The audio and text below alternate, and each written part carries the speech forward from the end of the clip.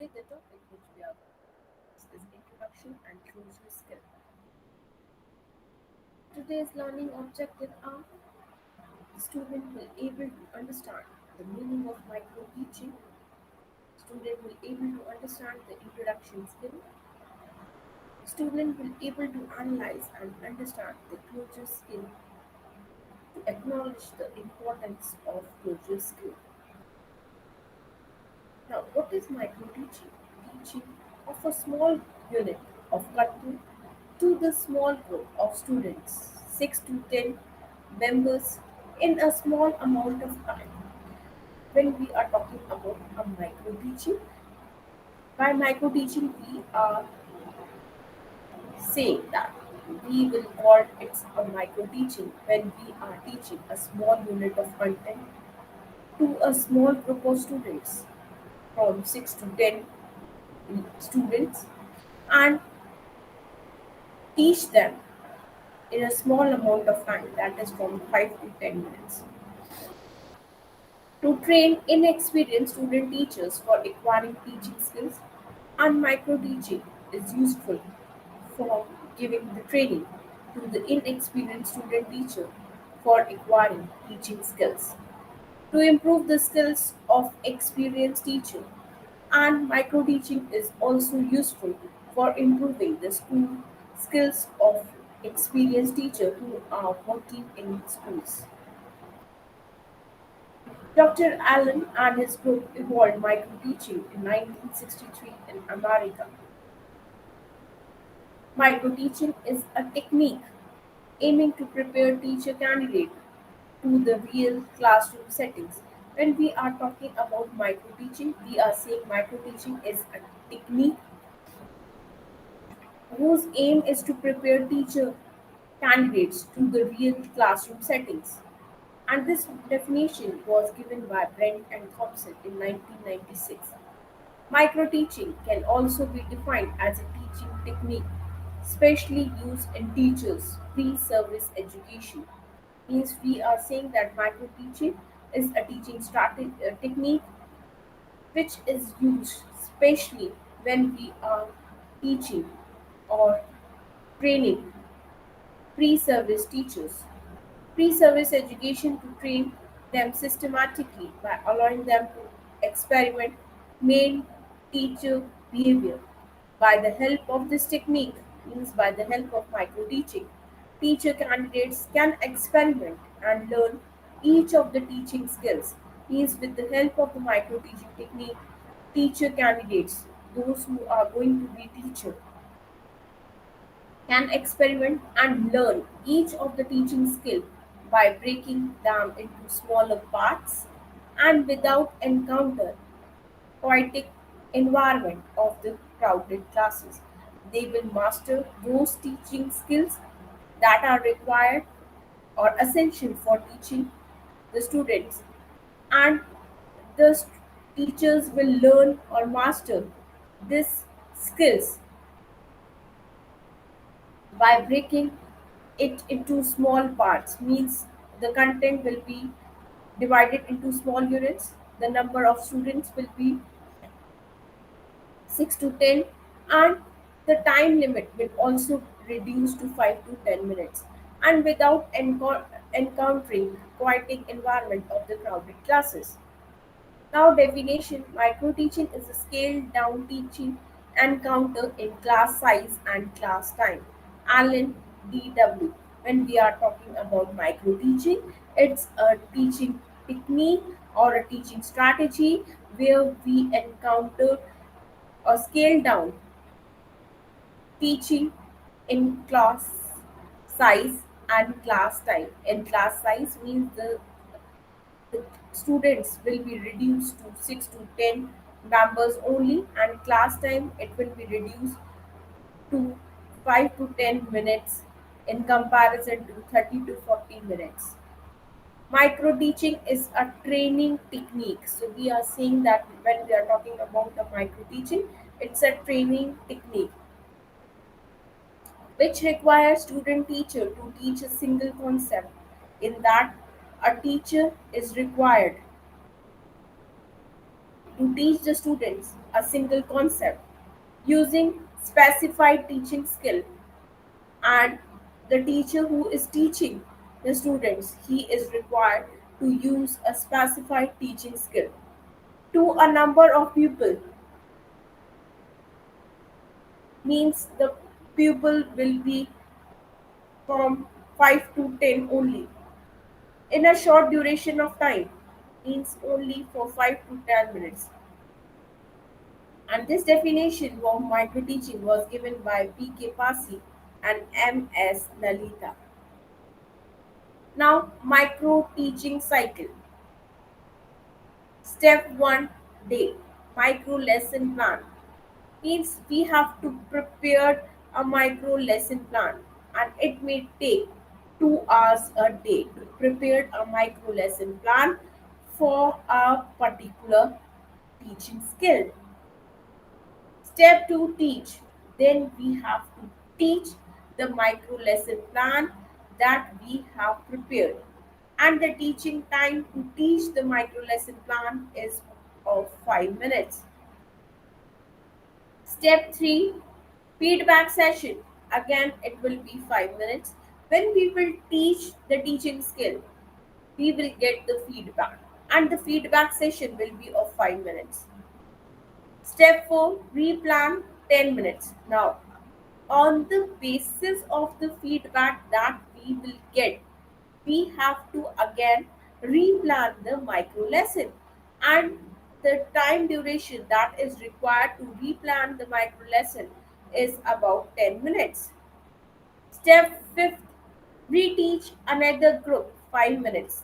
Then after preparing, or after the micro lesson has been prepared on the basis of the feedback session, we have to again reteach the micro lesson plan to another group, and the time duration to teach that lesson plan is about 5 minutes. Step 6, re-feedback. After reteach, you will again get re-feedback from the students, and this is about 5 minutes. Total 30 minutes approx. So we can say that it required 30 minutes to complete a micro teaching cycle. Now, characteristics of micro teaching. Content is divided into smaller units, in that the whole content will be divided into small units. Only one teaching skill is considered at a time.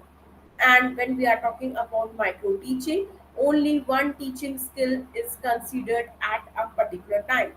Provision of immediate feedback means when the teacher, student teacher teaches the students, he will immediately get the feedback. In micro teaching cycle, there is facility of replanning, reteaching, and re-evaluation. When we are talking about micro teaching, there is the facility of replanning, means on the basis of the feedback which the teacher student get, he will make replan. Reteaching, he will again reteach the student, and re-evaluation, it puts the teacher under the microscope, means minutely he will be observed. All the faults of the teacher are observed. When we are talking about the micro teaching, all the faults of the teacher are being observed. The problem of discipline can also be controlled. Duration of teaching as well as number of students are less. When we are talking about micro teaching, duration of teaching is reduced to 5 to 10 minutes, as well as number of students are reduced to 6 to 10 students.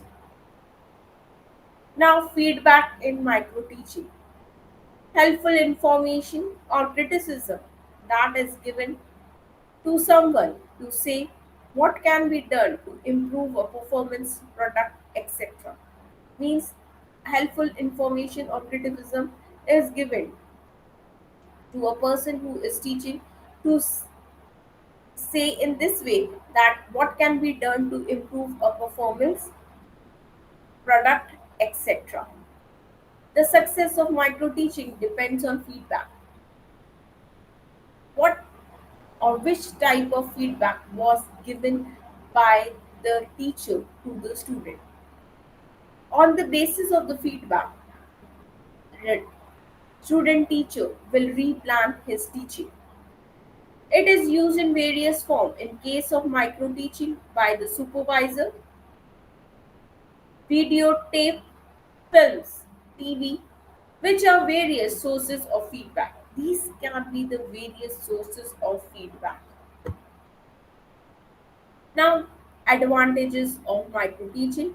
It focuses on sharpening and developing specific teaching skills and eliminating errors. Means, with the help of microteaching, uh, it focus on sharpening and developing specific teaching skills. Means we will focus on specific teaching skills and eliminating errors, and errors are minimized. It enables understanding of behaviors important in classroom teaching. Understanding of behavior, which is important in classroom teaching. It increases the confidence of the learner teacher as he is teaching a small group. He is focusing on a particular concept. The content is also reduced. It is a vehicle of continuous training for both beginning and for senior teachers. And it is a continuous training, means micro teaching works as a continuous training for both the beginners and for senior teachers also. It provides expert supervision and constructive feedback. Now, disadvantages of micro teaching, it requires competent and suitable trained teacher educators. It is time consuming. Application of micro teaching to new teaching practices is limited. It tends to reduce the creativity of the teacher. It can be carried out successfully in a controlled environment only. Now, defining teaching skills. Teaching skills may be defined as a set of teacher behavior which are specially effective in bringing about desired changes in pupil teacher. Means it's a way that is helpful in bringing about the desired changes in pupil teacher. The activities and behavior that facilitate learning in students are called teaching skills. The activities and behavior that will encourage learning in students are called the teaching skills. Instructional techniques and procedures used by the teacher in classrooms are known as teaching skills. Means any instructional technique and procedure that being used by the teacher in classroom teaching is known as teaching skills. Now, components of teaching skills. Teaching skills is a set of strictly overt behavior of the teacher, verbal and non-verbal, that can be observed, measured, and modified. We can observe that behavior, we can measure that behavior, and we can make changes in that particular behavior. It's three component. The first one is perception. Teaching skills have a perceptual component for observing and receiving feedback. How we are observing something, and on the basis of the observation, we will give feedback. Cognition, it refers to behavior or experience of knowing in which there is some degree of awareness, as in thinking and problem solving. The third component is action. Teaching skills demand every teacher to actually practice his, her perceived and acquired knowledge in an effective manner in the classroom. Now, skill of introduction using a lesson set induction. Now, we are going to discuss about the introduction skill. The skill of introducing involves establishing rapport with the learner. Means introduction skill involves establishing a rapport with the learner as the teacher enters the class to teach the learners. First of the thing which the teacher has to do, he has to establish rapport with the learners, involves the learners in the teaching learning process, promoting their attention. The teacher tries to get the attention of the student and exposing them to essential content. Learning a new lesson is influenced by the process in which the lesson is introduced. Means the learning a new lesson is influenced by the process in which the lesson being introduced to the learners. Component maximum utilization of previous knowledge of people of the subject means we have to use maximum previous knowledge of people related to the subject. Journal awareness, devices and techniques of exploring, link between previous and new knowledge, creating situations, using appropriate devices, how you will introduce your lesson plan. Examples, questioning, the teacher can ask some questions, lecturing, audio visual aid, the teacher can use the audio visual aid, demonstration, role playing, according to maturity level means any device can be used by the teacher. The third one is maintenance of continuity, sequence of ideas, logical, related to students' response, linked with teacher's statement, relevancy of verbal and non-verbal behavior by testing previous knowledge, utilizing past experiences, establishing rapport, pinpoint aim of lesson, need and importance of lesson. What is the need and importance of that particular lesson? Arouse interest, introducing a surprise to arouse the interest of the learners in that particular topic. Introduce a surprise, telling a story. You can tell a story to the learners, showing enthusiasm. Six, effectiveness. Now we will discuss about the closure. Two important movements during instructions are the beginning and end of the class. Now, two important instructions that are very important and essential when we are talking about a class is the beginning and end of the class. The event that occur during these windows can influence the engagement of students. Means the starting or the beginning and the end will influence the engagement of students in the teaching learning process, in their learning as well as their ability to synthesize major concepts. There are variety of classroom modes that can help frame what the instructor does to commence and conclude class. Intentional questions, group discussion, and dynamic review can provide students with the time necessary to connect ideas and build larger conceptual understanding. Many of the strategies utilized to promote effective first day and last day session of class apply to the first and last moment of individual class sessions. Classic strategies include Gary Smith, 2008, first day questions for the learner centered classroom. When we are talking about the first day, questions can be asked from the learners for the learner centered classroom, which gain students' mind by asking them to assess their own knowledge, how much they have learned a concept, and consider how alternative styles might help them achieve their goals, and how the alternative styles of learning will help them to achieve their goals.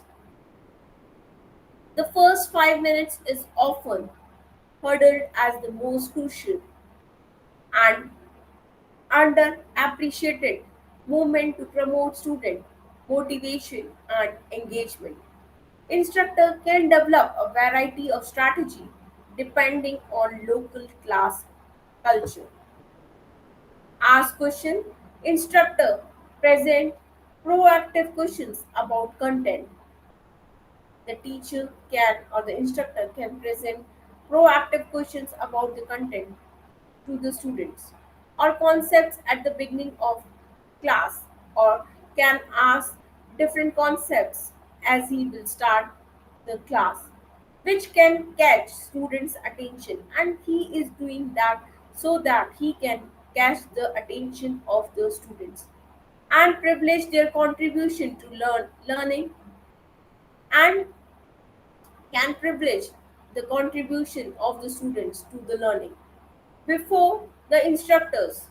Returning to the same question throughout class can provide a sense of direction and consistency. Review earlier session. Instructor asks student to brainstorm and reconstruct language, say retrieve previous content and conversation. This method provides purpose across meeting and helps student access prior knowledge. Reactive prior knowledge. Prior knowledge, the previous knowledge of the learners. Instructor asks questions. The instructors can ask questions to the students, provides brief demonstration. He can give a brief demonstration to the students or ask for elaborations in order to activate students thinking about previous topics, or he can ask elaborations in order to activate students to think about the previous topics that has been taught to the learner. This method helps students build new knowledge upon earlier learning, and reactive prior knowledge helps students build new knowledge upon earlier knowledge. Means the previous knowledge and the present knowledge, there will be a bridge or a link will be established between the previous knowledge of the learner and the new knowledge of the learner. Writing exercises. Instructor guides free writing.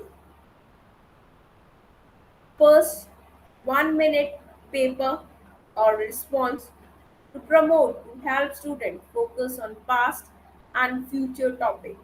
1 minute paper, or the student has to give responses, and it will promote to students to focus on past and future topics that has been already discussed by the teacher. Following up with think, pair, share activities enhances comprehensive review of materials and promote classroom discussion. Will promote classroom discussion, enhances, increases the understanding, review of material. A lesson plan is a guide for teachers to present objectives that students will accomplish throughout the day.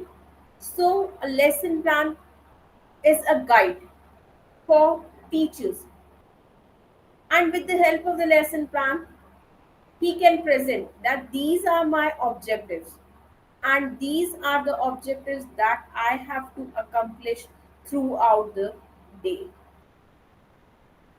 With the help of the students, he will try or he will achieve the objectives. This keep the classroom organized. Means if the teacher is presenting objectives, it will help the teacher to organize his classroom and ensure that all materials is covered adequately, and it's giving the insurance that all material is covered adequately. That includes concluding a lesson plan, how to end a lesson plan, how to conclude a lesson plan. A step that many teachers may overlook means they do not consider it's an important to conclude a lesson plan at the end, especially if they are in rush. If they are in a rush, they may overlook the last step, that is concluding a lesson plan in a proper order. A strong closure, which is the fifth step in writing a strong and effective 8-step lesson plan for elementary school students, is the key to classroom success. The objective: anticipatory set, direct instructions, and guided practice are the first four steps, leaving the closure section as a method that provide a fitting conclusion and context for student learning that has taken place. Closure refer to an activity that ends a lesson and create a lasting impression. Means we will call it as an activity that will end a lesson and create a lasting impression on the students, a phenomena called the recurrency effect. And it's a phenomena that can be called as a recurrency effect about the lesson that has been taught by the teacher. Now, the role of closure. Closure is the step where you wrap up a lesson plan. Means it's a step to wrap a lesson plan and help students organize the information in a meaningful context in their mind. And the closer will help the students to organize the information that has been given by the teacher in that particular period in a meaningful context in their minds. This helps students better understand what they have learned. The closure will help the students better understand what they have learned in that particular period and provides a way in which they can apply it to the world around them. And closure will help the students, or it will provide a student a way in which they can apply the knowledge that they have get to the world around them. A strong closure can help students better retain information beyond the immediate learning environment. A strong closure will help the students better retain the information that has been shared by the teacher. A brief summary or overview is often appropriate. It does not have to be an extensive review. If the teacher can give a brief review at the end of the lesson plan. A helpful activity when closing a lesson is to engage students in a quick discussion about what they learned and what it means to them. Writing an effective closure step. It is not enough to simply say, "Are there any questions?" Means closure is not as simple as asking, "Is there any questions?" In the closure section, similar to the conclusion in a 5-paragraph essay. Look for a way to add some insight and or context to the lesson. It should be meaningful end to the lesson. Means it should be a meaningful end to a particular lesson. Example of real world uses can be great way to illustrate a point. Means a teacher can use a real world examples to illustrate a point. And one example from you can inspire dozens from the class. And one example from the real world can inspire dozens of the students from the class. Look for areas of confusion that student might experience. You have to look for areas which might be considered confused areas of confusion for the students, that they might experience the confusion in these areas, and find ways in which you can quickly clarify them. And you have to find out the ways in which you can quickly clarify their confusion. Reinforce the most important points. You have to reinforce the most important point so that the learning is solidified for future lessons, so that that particular lesson or that particular learning can be solidified for future lessons. Writing an effective closure step. The closure step is also a chance to do an assessment. It's a way or it's a chance to do a particular assessment. You can determine whether student need additional practice or whether you need to go over the lesson again. With the help of the closure step, you can determine whether student needs any additional practice on that particular topic or not. It's allow you to know that the time is right to move on to the next lesson. You can use a closure activity to see what conclusion the student drew from the lesson. It's an activity to see what conclusions the student drew from the lesson. To ensure they are making the appropriate connections to the material, they could describe how they can use what they learn in the lesson in another setting. For example, ask students to demonstrate how they would use the information in solving a problem. Means you can ask the students to demonstrate how they will use that particular information in solving a problem. Ensure that you have a selection of problems ready to use as prompts. But for that, it is necessary that you have a selection of problems ready, and you can use those problems as prompts. Closure can also preview what the student will learn in the next lesson. The students will get the information or the preview what they are going to learn in the next lesson, providing a smooth transition.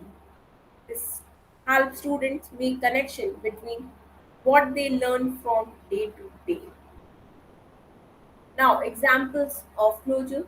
Closure can take a number of forms. For example, for a lesson about plants and animals, tell students to discuss new things that they have learned about plants and animals. You can ask the students that they have to tell the new things that they have learned about plants and animals.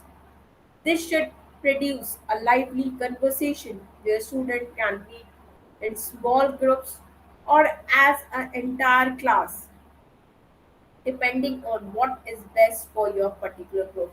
You will have to decide that this thing will be best suited to my group, where the students can meet in small groups, or you can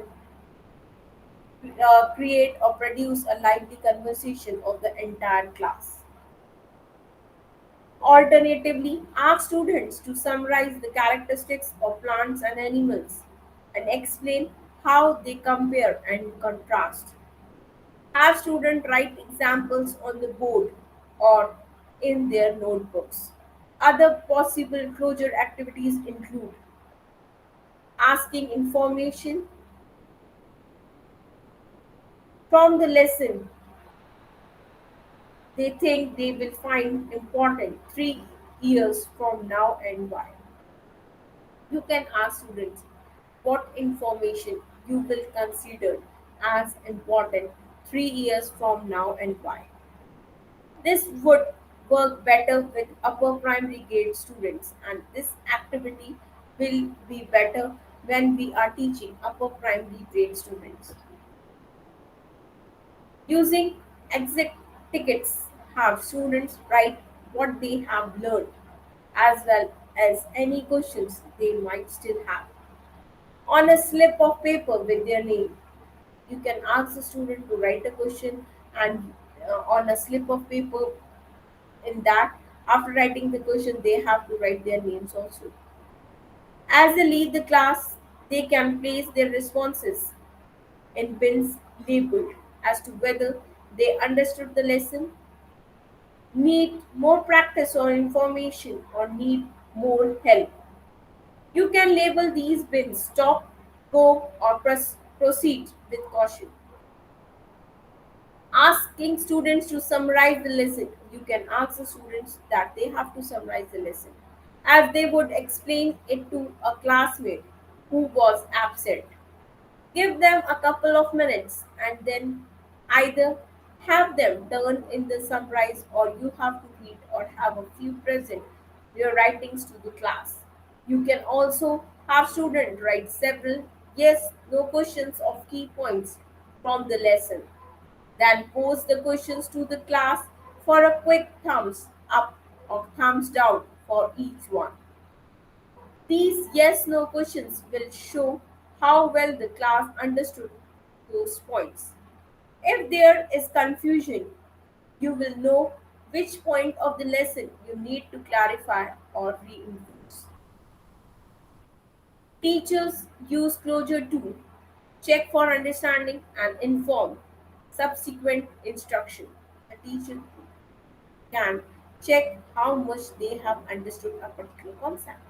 Emphasize key information, importance to key information, tie up loose and correct misunderstandings. Students find closure helpful for summarizing, reviewing, and demonstrating their understanding of major points. Consolidating and internalizing key information, linking lesson ideas to a conceptual framework and or previously learned knowledge, and transferring ideas to new situations. So, students, today we have discussed about the meaning of microteaching,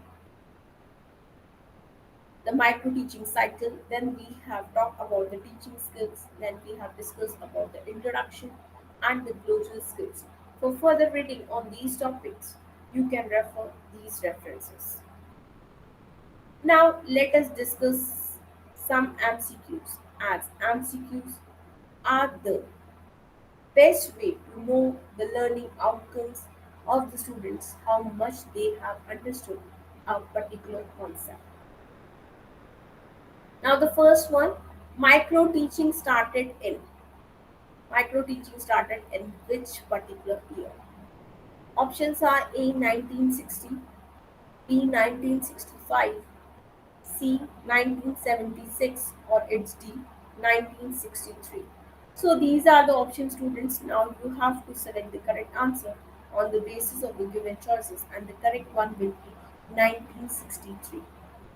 Now the second one, micro teaching focuses on the competency over.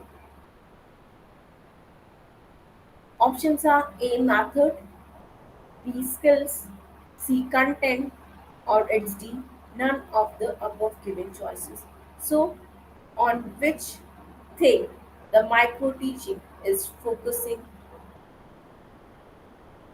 Now these are the options, students. Now you have to select the correct answer on the basis of the given choices, and the correct answer will be option B, that is micro teaching focuses on the competency over skills.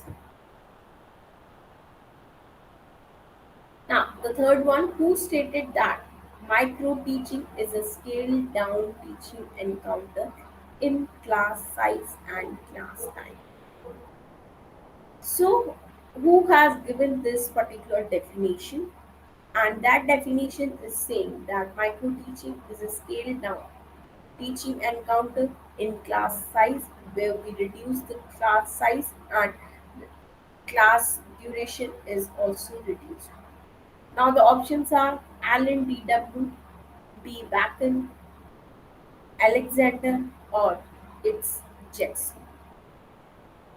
So these are the options, students. Now you have to select the correct answer on the basis of the given choices, and the correct answer will be Alan P.W., who has given this particular definition.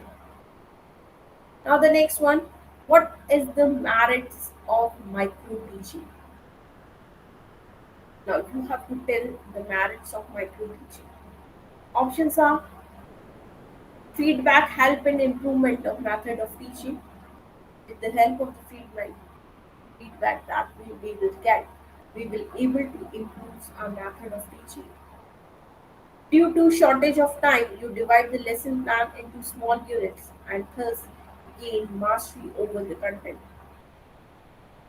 Means as the duration is reduced, you can divide the lesson plan into small units and thus gain mastery over the content. It helps in self-evaluation and teacher build up confidence in them, or it's the all the above.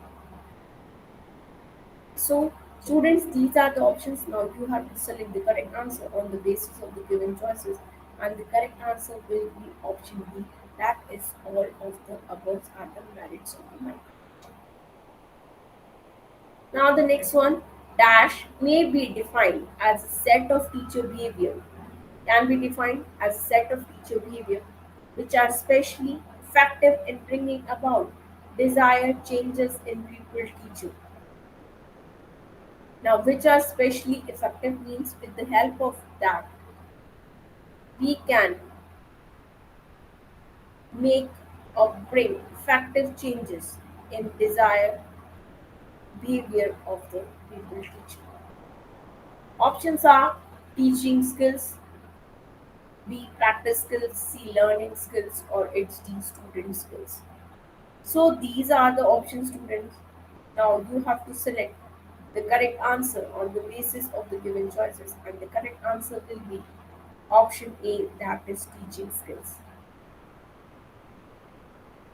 Now the sixth one, dash technique and procedure used by the teacher in classrooms are known as teaching skills. Now, which technique and procedure which being used by the teacher in classroom teaching are known as teaching skills? Now the options are A instructional, B planning, C teaching, or it's D learning. So these are the options, students. Now you have to select the appropriate technique from the given choices. And the correct answer will be option A, that is instructional technique and procedure used by the teacher in classrooms are known as teaching skills. Now the seventh one, the activities and behavior that facilitate learning in students are called dash skills. Means the activities and behavior that will help in facilitating learning among the students are called dash skills. Now the options are A teaching, B learning, C student, or it's D teacher. So students, these are the options. Now you have to select the correct answer on the basis of the given choices, and the correct answer will be option A, that is teaching. Now the eighth one, dash teaching skills have a perceptual component for observing and receiving feedback. Now the options are A cognition, B action, C perception, or it's the similarities. So students, these are the options A, B, C, D. Now you have to select the correct answer on the basis of the given choices, and the correct answer will be yes, the correct answer will be option C, that is perception. Perception teaching skills have a perceptual component for observing and receiving feedback.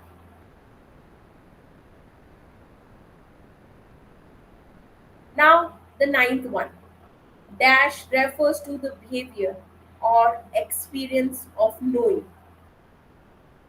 in which there is some degree of awareness, as in thinking and problem solving. So the options are A. Cognition, B. Action, C. Perception, or it's the similarity. So students, these are the options. Now you have to select the correct answer on the basis of the given choices, and the correct answer will be, yes, the correct answer will be option A, that is cognition. So we can say cognition refers to behavior or experiences of knowing in which there is some degree of awareness, as in thinking and solving a problem. Now the 10th one, dash teaching skills demand every teacher to actually practice his or her perceived and acquired knowledge in an effective manner in the classroom. So the options are A. Cognition, B. Action, C. Perception, or it's the similarity. So these are the options, students. Now you have to select the correct answer on the basis of the given choices, and the correct answer will be option B, that is action. Thank you, students. With this particular narration, you have understood the meaning or the concept of micro teaching cycle, advantages and disadvantages of micro teaching. Then we have discussed two important skills.